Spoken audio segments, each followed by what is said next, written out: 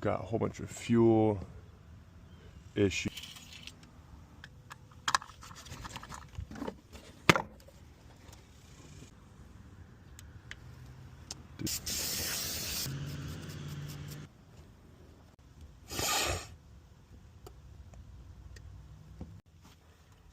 Fuel pump.